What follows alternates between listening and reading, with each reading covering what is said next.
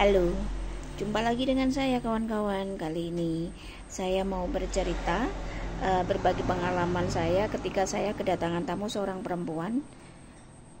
Ini perempuan cantik, punya satu anak dan suaminya itu pelayaran.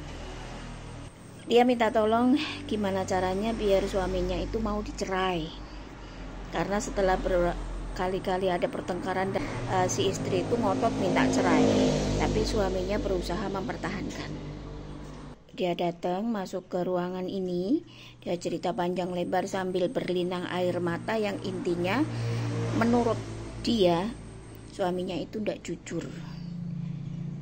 Kalau saya tanya per bulan dikirimi berapa, itu per bulan paling banyak 25 juta, 20 juta, 17 juta. Kalau 2 minggu itu 7 juta sampai 12 juta. Itu yang selalu rutin dikirim sama suaminya.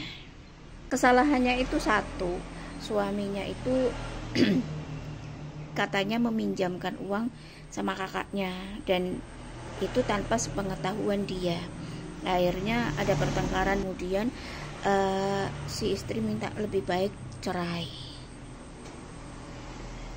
Itu alasan istrinya. Tapi kalau menurut saya, dia ada laki-laki lain.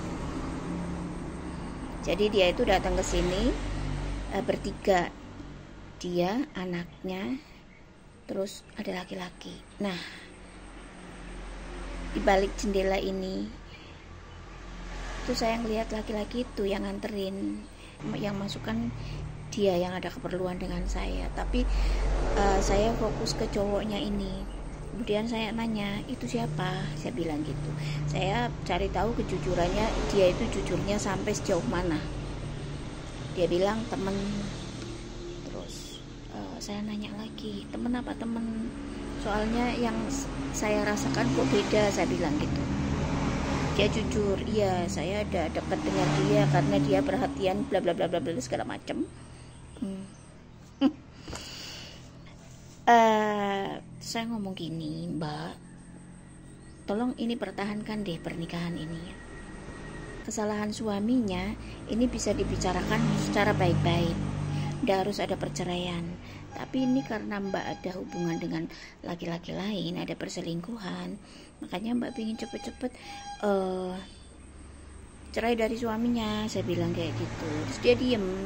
Akhirnya dia memang mengakui ada hubungan dekat dengan dia dan lebih baik sama dia aja.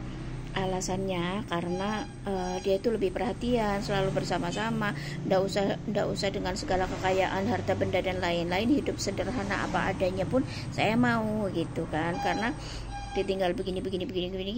Karena ditinggal jauh dengan berkelimangan harta, saya begini, ditambah lagi dia ditambah lagi dia tuh ndak jujur, alasannya kan seperti itu.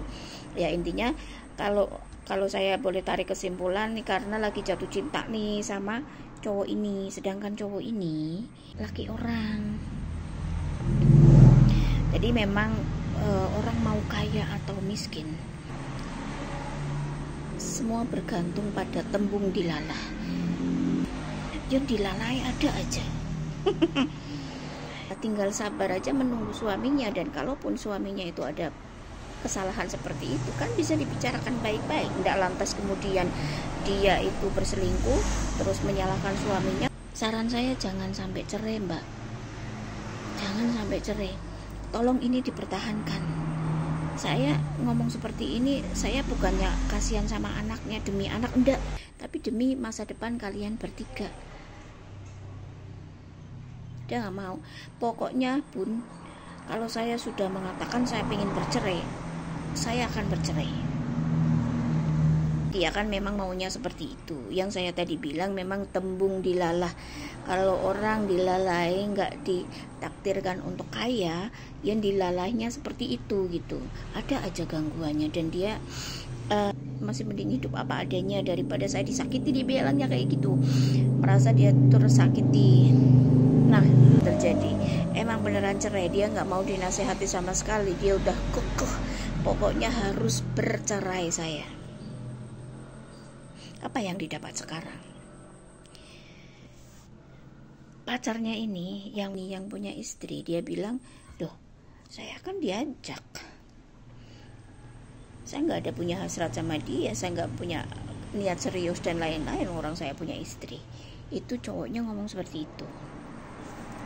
Ini ceweknya udah janda tahun sekarang kerja di toko, jadi pelayan toko, dan tidak ada apa-apa, tidak punya semuanya. Sedangkan mantan suaminya udah bahagia menikah dengan wanita pilihannya.